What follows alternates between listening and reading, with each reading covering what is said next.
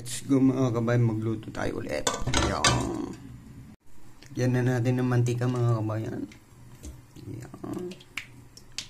Yan o. Okay na. So ngayon, lagyan na natin yung sibuyas.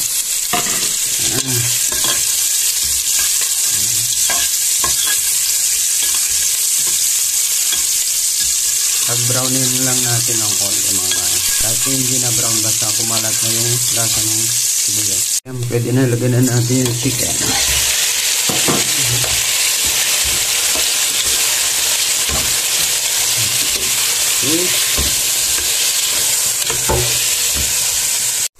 So ayan mga kabayan, maglagay na tayo ng soy sauce.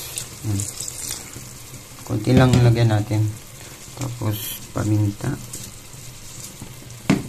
Tapos suka. Ayan. Dagdag na lang kayo mamaya pag kulang. Tsansyahin nyo na lang siya. Tapos lagyan natin ng konting tubig para panluto natin siya. So ayan mga kabayan, haluluin natin para umilalim yung ibabaw at magpantay yung luto niya. Yan. So yan. Pwede na natin ilagay yung patatas mga kabayan kasi malambot na. Yun. Tapos yan. Ilalim natin yung patatas.